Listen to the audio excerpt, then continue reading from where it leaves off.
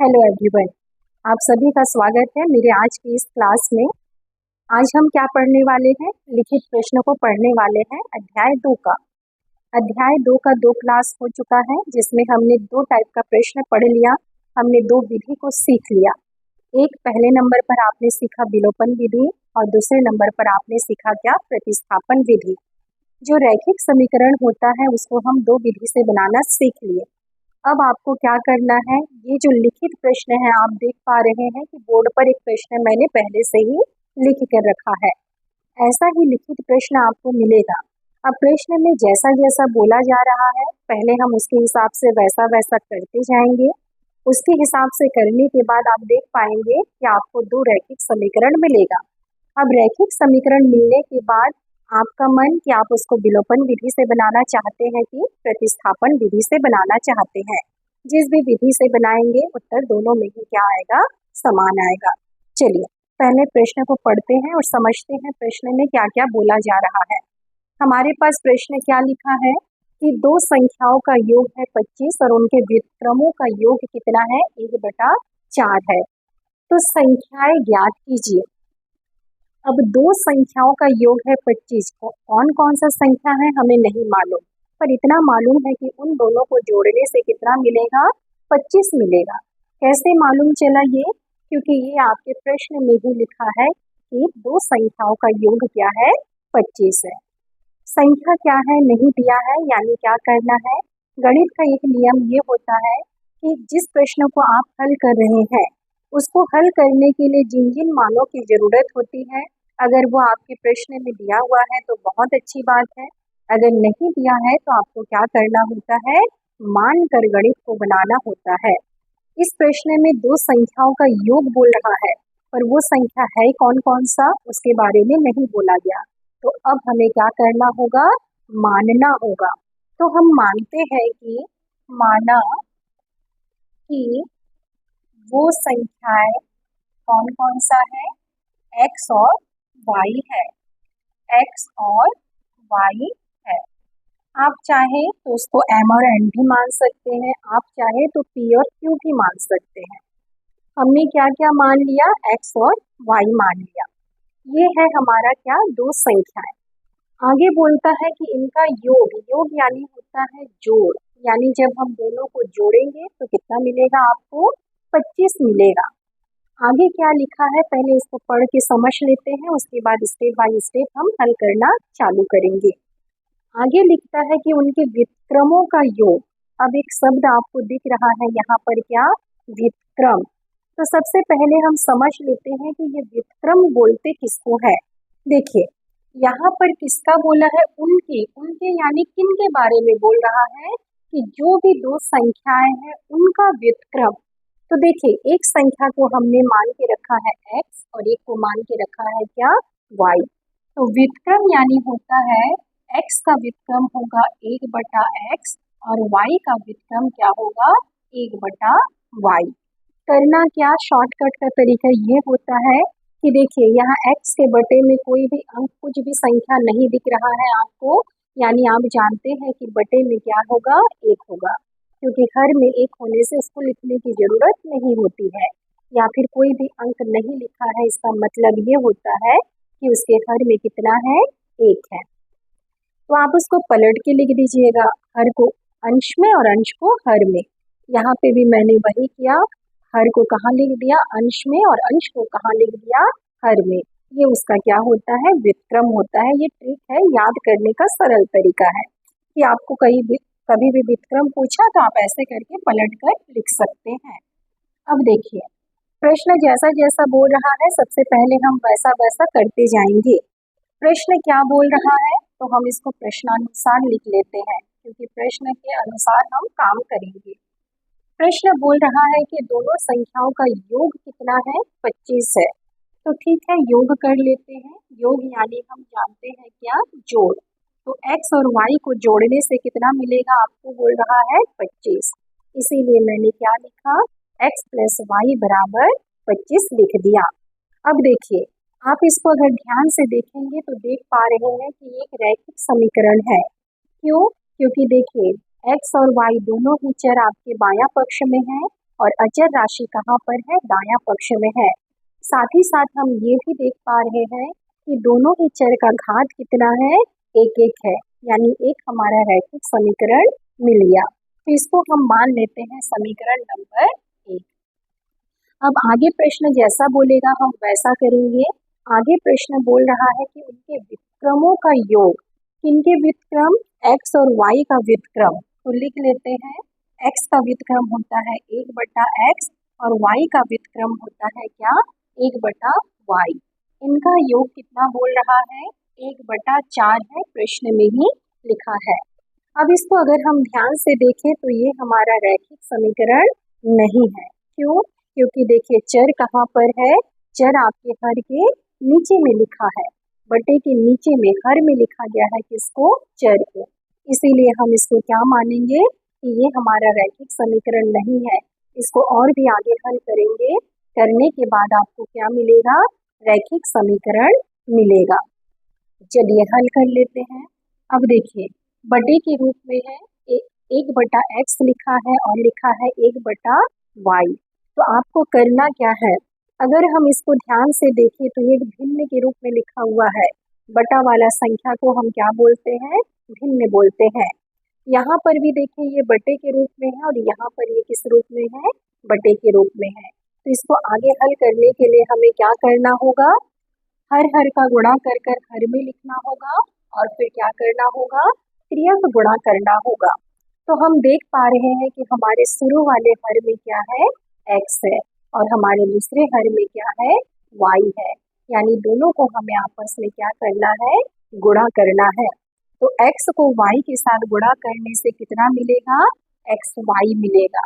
उसके बाद त्रियक गुणा करना है, यानी इसका गुणा करना है इसके साथ में और इसका गुणा करना है इसके साथ में। जब हम एक का गुणा करेंगे y के साथ में, हम जानते हैं कि एक का गुणा जिससे भी हम करते हैं वही अंक मिलता है, वही राशि मिलता है। तो जब एक का गुणा y के साथ होगा तो आपको क्या मिलेगा, y मिलेगा। या फिर आप ऐसा भी कर सकते हैं कि गुणा करते समय सबसे पहले चिन्ह का, फिर संख्या का, फिर चर राशि का, तो भी आपको क्या मिलेगा, y ही मिलेगा। यहाँ एक के सामने में है प्लस, यहाँ y के सामने में है प्लस, प्लस प्लस प्लस होता है। फिर संख्याओं का तो इसमें है एक और इसमें भी है क्या, एक, एक एक कम एक। गुणांक में एक होने से एक को लिखने की जरूरत नहीं होती है, इसीलिए मैंने यहाँ पर एक नहीं लिखा। अब चर राशि का करेंगे तो देखिए यहाँ पर चर राशि है y, इसके साथ कोई भी चर राशि नहीं दिख रहा है, यानी चर राशि क्या है, अकेला है। तो अकेला है तो क्या करना होगा, जैसा है आपको वैसा ही लिखना है। या फिर आप शॉर्ट में कर सकते हैं कि एक का गुणा किसी से भी करने से वही अंक मिलता है, इसीलिए मैंने इसको क्या कर दिया, y लिख दिया। अब ये बीच में प्लस है तो प्लस, और इन दोनों का गुणा हम करेंगे तो हमें कितना मिलेगा, x मिलेगा। और फिर बराबर में कितना है आपके पास में, 1/4। अब देखिए यहाँ बटे के ऊपर में है y + x, क्या हम दोनों को आपस में जोड़ सकते हैं क्या, हम दोनों को आपस में जोड़ नहीं सकते हैं, कारण रहने के लिए y भी चर है और x भी चर है। पर हम जानते हैं कि दोनों चर जब समान होता है तभी हम उसको आपस में जोड़ या घटा सकते हैं। यहाँ पर दोनों ही चर क्या है आपका, अलग अलग है, इसलिए ये आपस में जुड़ेगा नहीं। पर देखिए यहाँ पर y + x लिखा है, तो हम इसको चाहे तो x + y भी लिख सकते हैं। क्यों, क्योंकि अल्फाबेट में पहले x आता है, y कहाँ आता है, बाद में आता है। व्यवस्थित करते समय उसके चिन्ह में कोई भी परिवर्तन नहीं होता है, याद रखिएगा। मैंने x y का पक्षांतर नहीं किया, ये जिस पक्ष में था उसी पक्ष में ही है, बस मैंने उसकी जगह को आगे पीछे में कर दिया। यानी जगह को व्यवस्थित करते समय उनके चिन्ह में कोई भी परिवर्तन नहीं होता है। ये पहले भी प्लस में था और ये अभी भी प्लस में ही है, ये पहले भी प्लस में था और ये अभी भी किस में है, प्लस में ही है। मैंने सिर्फ उसको आगे पीछे कर कर उसको क्या कर लिया, अरेंज कर लिया। अब बटे में आपके पास में क्या है, एक्स वाई, और फिर बराबर है 1/4। अब इसको आगे हल करने के लिए आपको क्या करना होगा, त्रियक गुणा करना होगा। कैसे त्रियक गुणा करोगे, यहाँ इसके अंश का गुणा करोगे इसके हर के साथ में और इसके अंश का गुणा करोगे इसके हर के साथ में। जब दोनों तरफ एक एक ही भिन्न हो या एक एक परिमेय संख्या हो बोल लो, तब क्या करते हैं, बीच में बराबर का चिन्ह है, तब हम ऐसा त्रियक गुणा करते हैं। एक्स वाई के साथ में गुणा करना है किसका, 4 का, तो इसलिए मैंने इसको एक्स वाई को कोष्टक में लिखा और क्या लिख दिया फिर बाहर में 4, क्योंकि 4 का गुणा x के साथ भी होगा, 4 का गुणा y के साथ में भी होगा, इसीलिए मैंने दोनों को कोष्टक में लिखा अंदर में और 4 को कहाँ लिखा, कोष्टक के बाहर में। और फिर बराबर, अब 1 का गुणा जब हम एक्स वाई के साथ करेंगे तो हमें मिलेगा क्या, एक्स वाई ही मिलेगा, क्योंकि आप जानते हैं कि 1 का गुणा हम जिसके साथ करते हैं वही संख्या वही राशि हमको मिलता है। अब हमारे पास है 4 कोष्टक में x प्लस वाई। अगर आप ध्यान से देखेंगे आपके गणित को तो आप देख पा रहे हैं कि समीकरण नंबर 1 में हमारे पास क्या है, x प्लस वाई बराबर 25, यानी x प्लस वाई का मान कितना है, 25 है। तो जरूरत पड़ने पर हम x प्लस वाई की जगह पर क्या रख सकते हैं, 25 भी रखकर गणित को आगे हल कर सकते हैं। क्यों, क्योंकि आपको दूसरा रैखिक समीकरण चाहिए गणित को हल करने के लिए। हम जानते हैं कि रैखिक समीकरण को हल करने के लिए 2 समीकरण चाहिए होता है। मैंने कल ही आपको बताया था कि रैखिक समीकरण में 2 अलग अलग प्रकार के चर होते हैं, इसीलिए उसको हल करने के लिए 2 समीकरण चाहिए। इसीलिए हम क्या कर रहे हैं, दूसरे रैखिक समीकरण को ढूंढ रहे हैं, पर अभी तक हमें दूसरा रैखिक समीकरण नहीं मिला है। अब हम करेंगे क्या, इस x प्लस वाई की जगह पर किस मान को रखेंगे, 25 को रखेंगे, तो 4 कोष्टक के अंदर में हो जाएगा 25 और बराबर एक्स वाई। ये 25 मिला कहाँ से, आप उसको जरूर लिखिएगा ब्रैकेट के अंदर में, नहीं तो जो चेकर होगा वो चेकर ही, आप चेकर मास्टर ही होता है किसी ना किसी स्कूल का, वो क्या है, लेक्चरर है, वो ही जाएगा आपका बोर्ड एग्जाम का कॉपी चेक करने के लिए। उसको मालूम है कि 25 कहाँ से आया है, लेकिन 25 आपने कहाँ से लिखा, अगर आप उसको नहीं लिखेंगे तो वो आधा नंबर वहाँ पर आपका काट देंगे। तो इसलिए जब भी आप किसी भी समीकरण से मान रखते हैं या किसी समीकरण में मान रखते हैं उसको जरूर लिखिएगा। मैंने समीकरण 1 से x प्लस वाई का मान रखा कितना, 25। तो देखिए अब इसको आगे हल करते हैं। कोष्टक यानी होता है गुणा, यानी हमें क्या करना है, 25 और 4 का गुणा करना है। तो हम जानते हैं कि 25 और 4 का गुणा करने से कितना मिलेगा, 100 मिलेगा। 100 बराबर क्या होगा, एक्स वाई, या फिर हम इसको क्या लिख सकते हैं, एक्स वाई बराबर 100। अब इसको अगर हम ध्यान से देखें तो क्या ये हमारा रैखिक समीकरण है क्या, ये हमारा रैखिक समीकरण नहीं है। कारण देखो इसमें भी एक्स वाई है, इसमें भी अचर राशि है, पर इस एक्स वाई के बीच में कोई भी प्लस या माइनस का चिन्ह आपको नहीं दिख रहा है। दोनों चर के बीच में या तो प्लस का चिन्ह होगा या माइनस का चिन्ह होगा, तभी वो आपका रैखिक समीकरण कहलाएगा। अगर उनके बीच में, यहाँ एक्स वाई के बीच में कोई भी चिन्ह नहीं है, यानी गुणा का चिन्ह है, इसीलिए ये जो एक्स वाई बराबर 100 मिला, ये आपका रैखिक समीकरण नहीं है। यानी रैखिक समीकरण को हमें क्या करना है, ढूंढना है। तो हम एक काम करते हैं, इसको मान लेते हैं समीकरण नंबर 2। क्यों, क्योंकि जब हम गणित को आगे हल करेंगे तब आगे चल के आपको एक्स वाई के जगह पर उसके मान को रखना होगा, इसीलिए मैंने क्या लिखा, इसको समीकरण नंबर 2 मान लिया। चलिए आगे हल करते हैं। आपकी बुक में प्रश्न में दिया है एक संकेत, जो सीजी बोर्ड का बुक है अध्याय 2 का चैप्टर 2 में जो हम पढ़ रहे हैं, पेज नंबर 56 में ये प्रश्न है। आप देख लीजिएगा बुक में कि बुक में प्रश्न के नीचे में एक संकेत दिया है और बोला गया है कि इस संकेत का प्रयोग करके आपको क्या करना है, गणित को बनाना है। बोर्ड एग्जाम में हो सकता है प्रश्न के नीचे में संकेत न लिखे हो, तो आप संकेत को अच्छे से याद कर लीजिएगा। संकेत यानी किसकी बात कर रहे हैं, वो सूत्र की ही बात कर रहे हैं। तो एक सूत्र होता है क्या, x माइनस वाई पूरे का वर्ग बराबर x प्लस वाई पूरे का वर्ग माइनस 4x वाई। ये एक सूत्र होता है, इसी सूत्र का प्रयोग करना है अभी आपको। अब अगर हम सूत्र को ध्यान से देखें तो देख पा रहे हैं यहाँ पर x प्लस वाई लिखा है और यहाँ पर एक्स वाई लिखा है।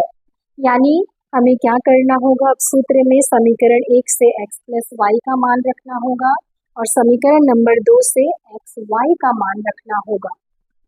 चलिए बारी बारी से रख लेते हैं। x माइनस वाई का वर्ग बराबर x प्लस वाई का मान कितना हो जाएगा, 25।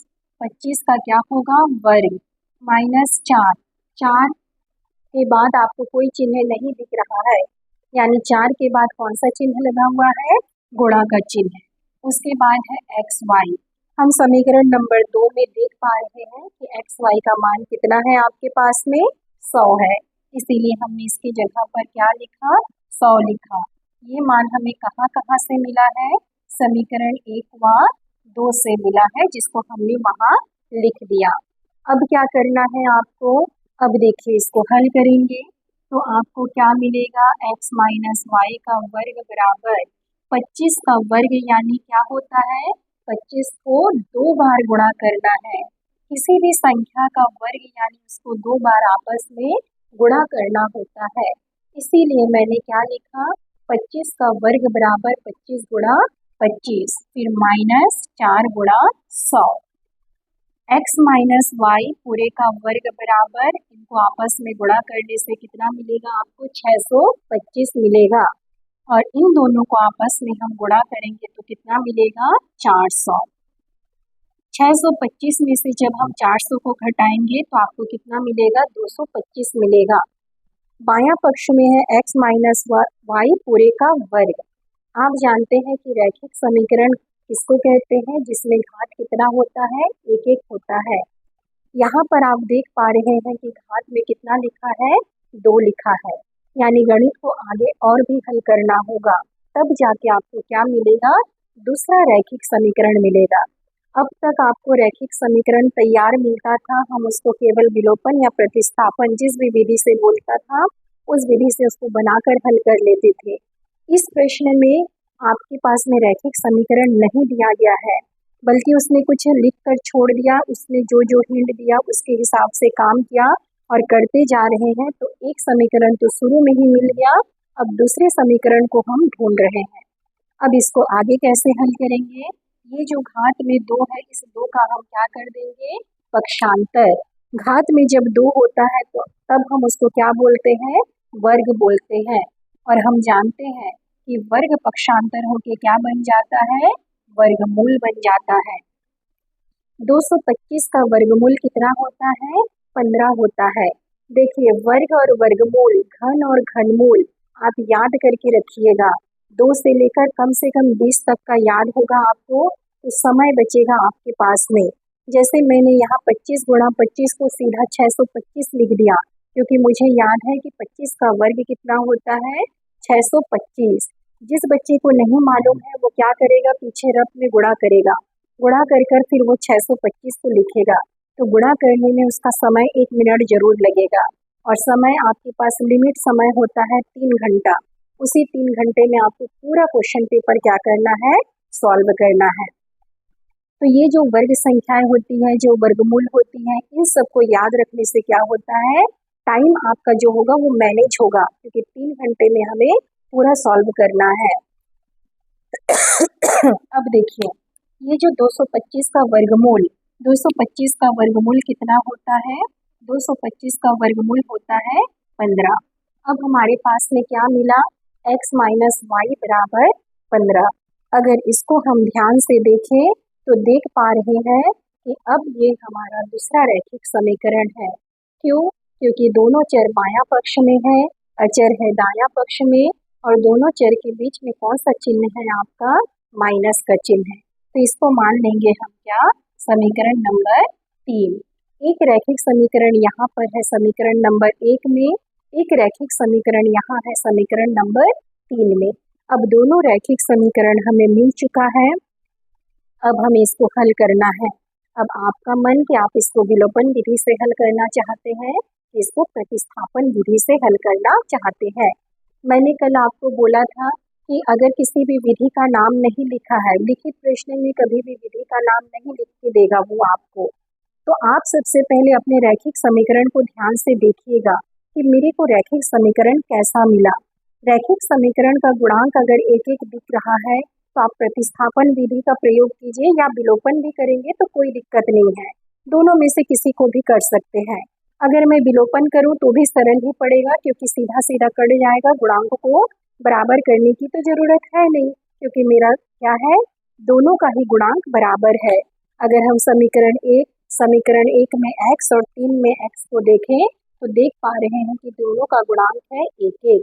उसी प्रकार अगर 1 से y को और 3 से y को देखें तो दोनों में ही गुणांक क्या है, एक एक है, यानी गुणांक हमारा बराबर है।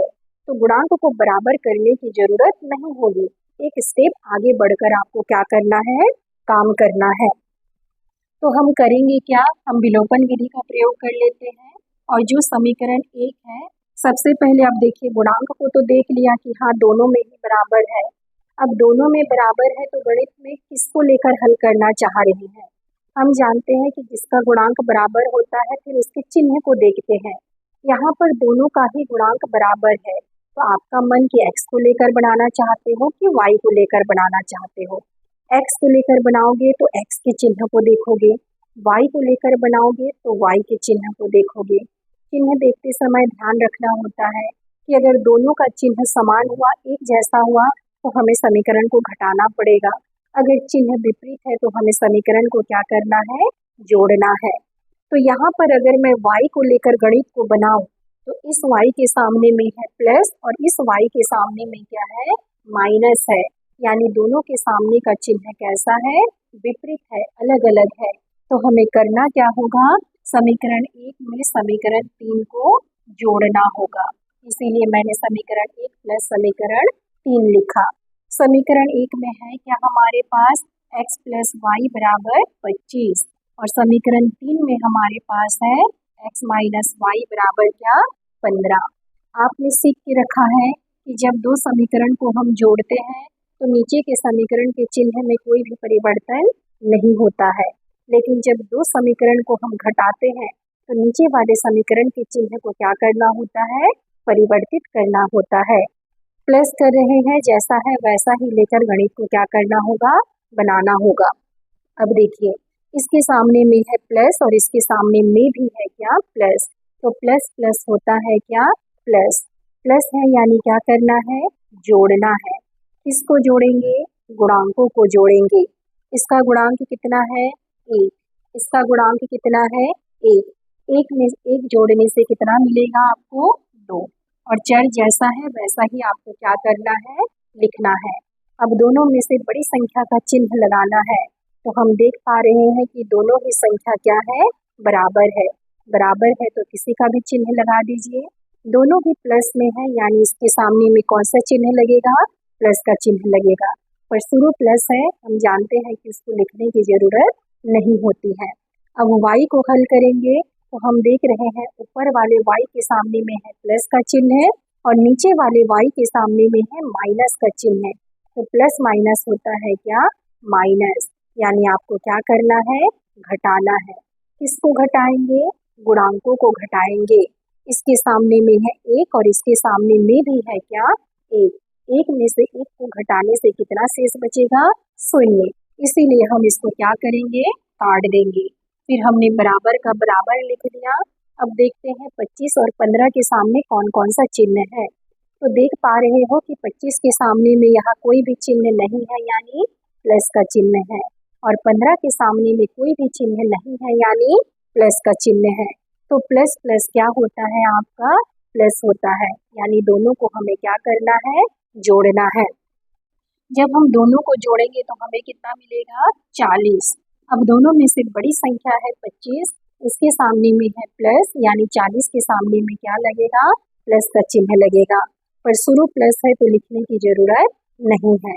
आपको कितना मिला, 2x बराबर 40। आपको चाहिए किसका मान, x का मान, इसलिए हम इस 2 का क्या कर देंगे, पक्षांतर। 2 का x के साथ में क्या हो रहा है, गुणा।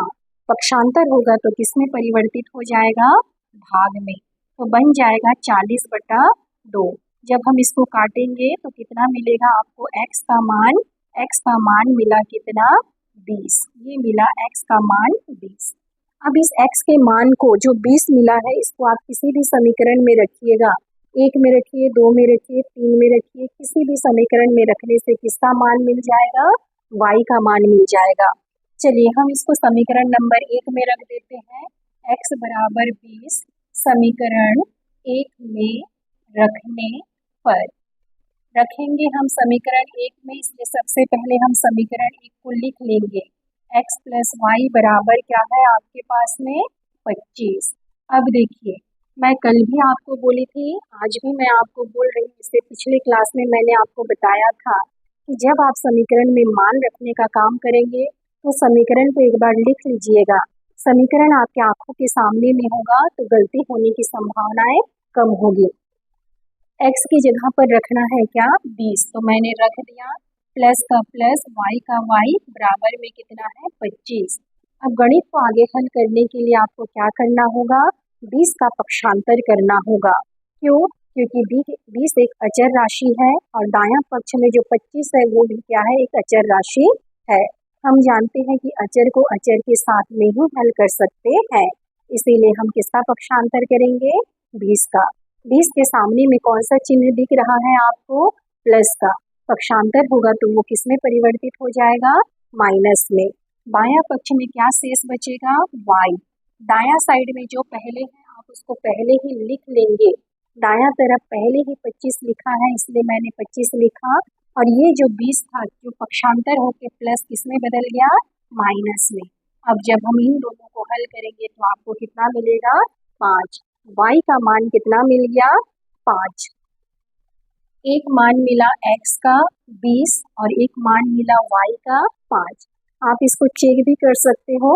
देखो उसने बोला था प्रारंभ में ही कि दोनों का योग कितना है, 25 है, तो मेरे को एक संख्या x मिला है 20 और दूसरी संख्या जो y है वो मिला है 5। तो क्या दोनों को जोड़ने से 25 मिल रहा है कि नहीं मिल रहा है। तो आप देख पा रहे हैं कि जब हम 20 में 5 को जोड़ेंगे तो मिलेगा कितना, 25। यानी जिस गणित को हमने बनाया है वो हमारा गणित सही बना है।